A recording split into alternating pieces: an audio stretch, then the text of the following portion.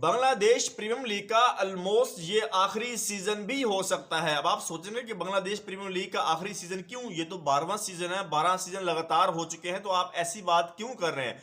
जी हाँ, एक दिन पहले बांग्लादेश प्रीमियर लीग स्टार्ट होने से एक दिन पहले एक नई फ्रेंचाइज के ओनर ने बांग्लादेश की उस फ्रेंचाइज को छोड़ दिया कि भाई साहब आप इस फ्रेंचाइज के खुद मालिक बन जाए, जिस पर बांग्लादेश बोर्ड ने उसको अपने अंडर ले लिया। मतलब कि एक दिन पहले एक फ्रेंचाइज को लावारिस छोड़ दिया गया। और इससे बड़ी बात आपको बताऊं कि जो प्लेयर्स प्रैक्टिस सेशन के लिए आ रहे हैं वो रक्षों में आ रहे हैं।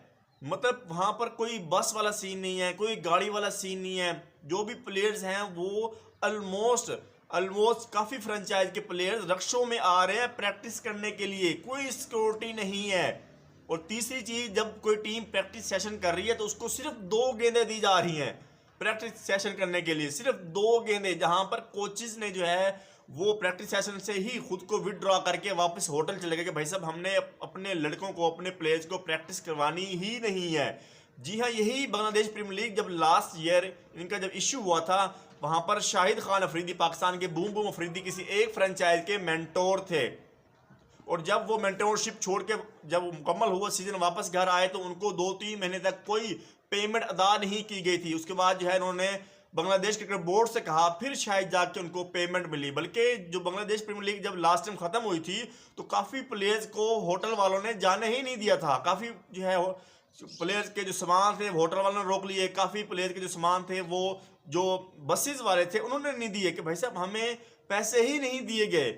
तो इस तरह के जब फाइनेंशियल इश्यूज किसी भी लीग के साथ स्टार्ट होते हैं, मैं ये नहीं चाहता कि बांग्लादेश लीग खत्म हो जाए, हमारे भाइयों की, हमारे हमसायों की लीग है, चलती रहे। लेकिन जब ऐसे फाइनेंशियल इश्यूज स्टार्ट होते हैं कि वहां पर प्लेयर्स को प्रैक्टिस सेशन के लिए गाड़ी बस नहीं दी जाती, वो रक्षों में आते हैं, वहां पर एक दिन पहले कोई भी फ्रेंचाइज का मालिक ऐसे बेतुका लीग को, अपनी फ्रेंचाइज को छोड़ देता है कि भाई साहब हम इसके पैसे नहीं दे रहे, ये बोर्ड ही संभाले।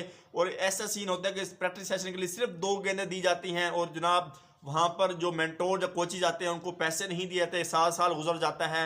और वहां पर जो बसेस वाले हैं या होटल्स के जो पैसे होते हैं, रेंट होता है, वो आप पे नहीं करते। वहां पर प्लेयर्स के जो है वो मतलब मुख्तलिफ चीज़ें उनकी ऐसे रख लेते हैं जिससे जो है वो घर वापस नहीं जा सकते।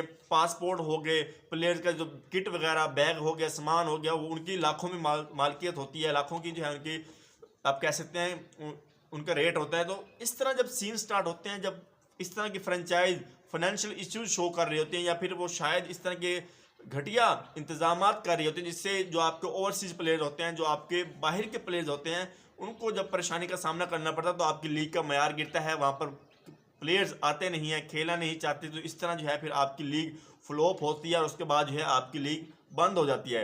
तो यही वजह है कि मुझे डर है कि कहीं नेक्स्ट ईयर आपको बांग्लादेश प्रीमियर लीग खत्म होती दिखाई नहीं दे, क्योंकि इस तरह के इश्यूज जो हैं वो बांग्लादेश लीग में पिछले 2 साल से कंटिन्यूसली आ रहे हैं। और अभी आगे क्या होगा इस सीजन के अंदर, 12वें सीजन के अंदर, ये किसी को नहीं पता, क्योंकि पहले दिन ही 3 बड़े मसले आ गए हैं भाई साहब। प्रैक्टिस के लिए बॉल नहीं दी जा रही, प्लेयर रक्षों में आ रहे हैं, और तीसरा जनाब एक मालिक ने फ्रेंचाइज ही छोड़ दी कि भाई साहब मैंने इस फ्रेंचाइज को नहीं लेना। हालांकि उस बंदे ने सबसे महंगा प्लेयर भी बांग्लादेश की हिस्ट्री में जो है खरीदा 1.2 करोड़ में, लेकिन उसने एट देन वो भी छोड़ दिया। तो आई थिंक अगर ऐसे फाइनेंशियल इश्यूज आएंगे तो आपको आने वाले वक्त में बांग्लादेश प्रीमियर लीग भी खत्म होती हुई दिखाई दे सकती है। अगर इस तरह के इश्यूज आएंगे तो फिर प्लेयर्स का जो एक यकीन होता है वो उस लीग से ख़त्म हो जाता है।